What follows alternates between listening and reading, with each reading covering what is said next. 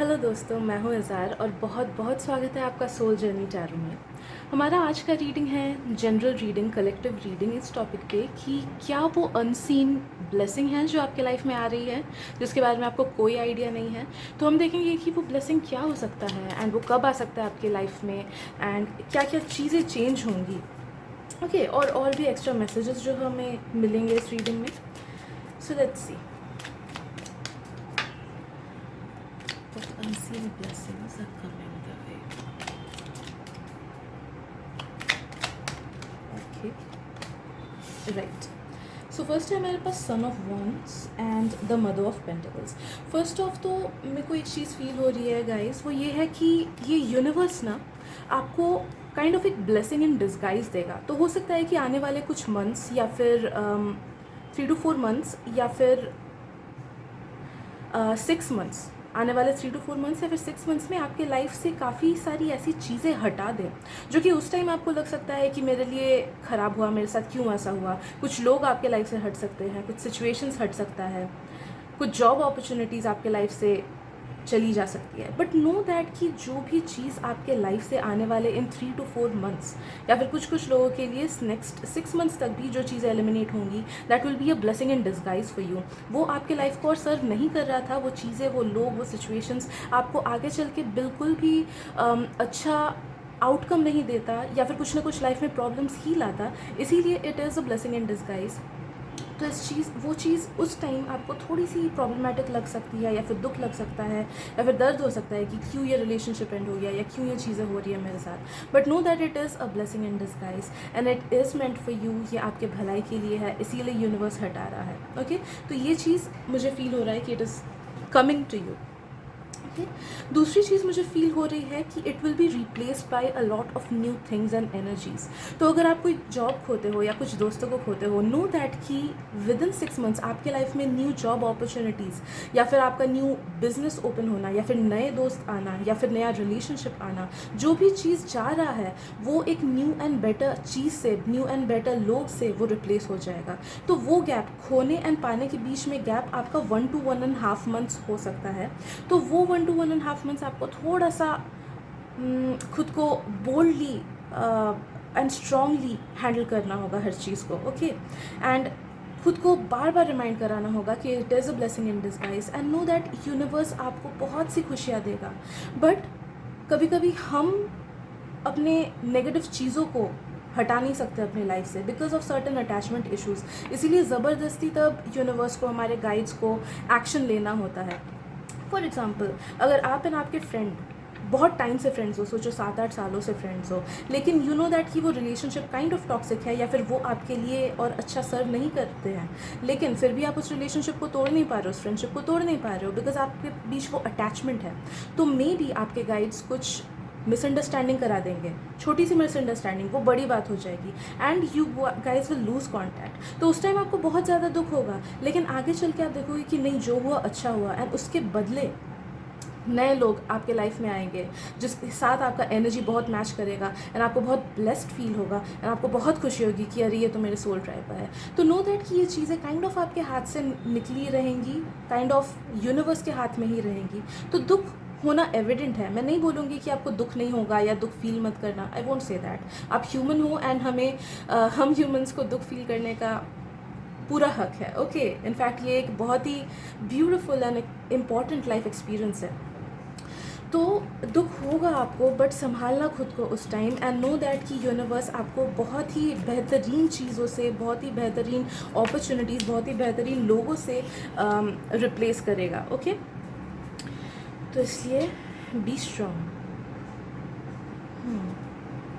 दूसरी जो blessing in disguise आ रही है, आई फील आपके लाइफ में कोई या तो मेंटर आ रहे हैं या फिर गाइड आ रहे हैं या फिर कोई टीचर आ रहे हैं या फिर कोई बॉस आ रहे हैं या फिर कोई लाइफ पार्टनर ही आ रहा है, समवन, कोई जो आपको अच्छे से गाइड कर पाएगा, आपको अच्छे से अंडरस्टैंड कर पाएगा, आपको सही डायरेक्शन दिखा पाएगा, आपके नीड्स को समझ पाएगा, आपको फुल्ली अंदर से समझ पाएगा।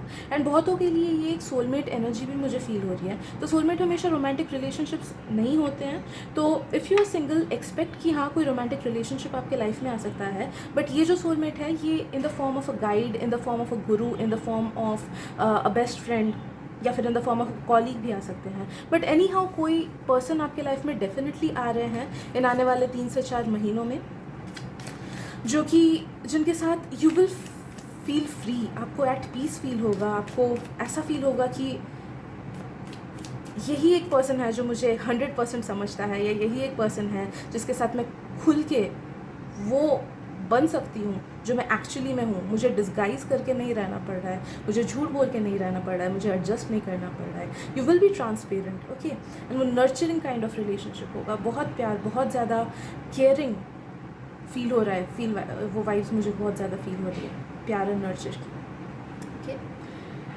राइट। एंड आई फील कि आने वाले 6 मंथ्स में आपकी लाइफ तीनों एस्पेक्ट में चेंज होंगी। एक तो पर्सनल डेवलपमेंट होगा, जो कि मैंने पहले बोला। दूसरा स्पिरिचुअल डेवलपमेंट भी आपका काफ़ी ज़्यादा होगा। तो हो सकता है कि कुछ लोगों के ड्रीम्स बहुत ज़्यादा विविड होने लगे, आपको सपनों में आंसर्स मिलने लगे, कुछ लोगों का इंट्यूशन ज़्यादा अच्छा होने लगा। एंड जो लोग इंट्यूटिव ऑलरेडी हो, आई वुड से कि प्लीज़ थोड़ा और काम करो अपने इंट्यूशन पे, क्योंकि वो बहुत ज़्यादा हाइटेंड होने वाला है ना।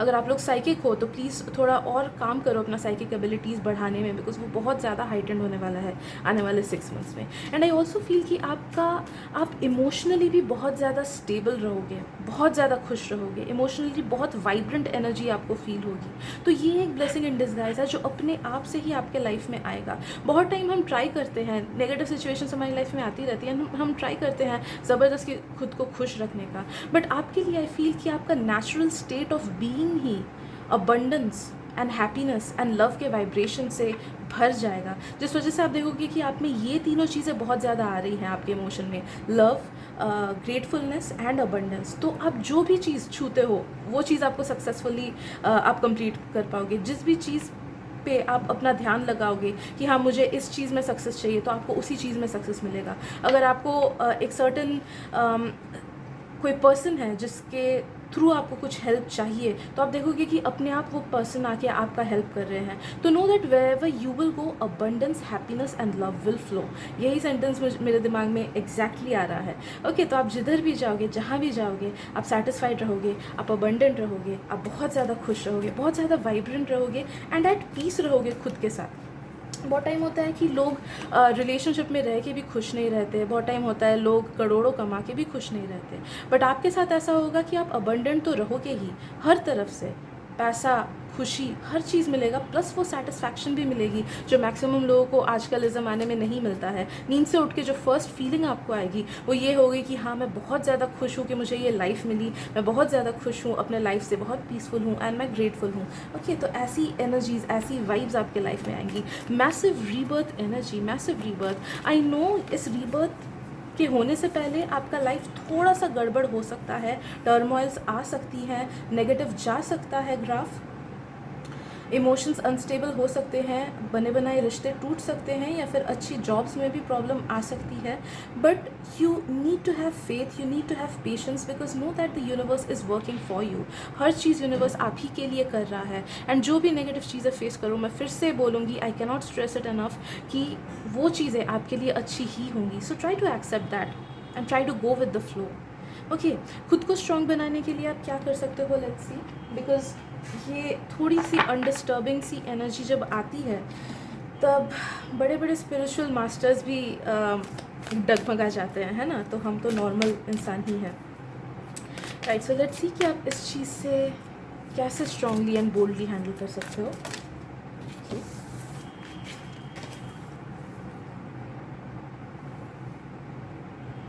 कॉन्फिडेंस इज़ योर की टू सक्सेस। एंड दूसरा है हमारे पास आया मेडिटेट एंड कॉन्टम्पलेट, ओके।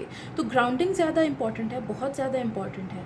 तो जिस भी तरीके से आप अपने इमोशंस को ग्राउंड कर पाओ, बहुत लोग होता है कि नेचर में वॉक करके उनको अच्छा फील होता है, बहुत लोगों का होता है योगा करके, बहुत लोगों का मेडिटेशन करके।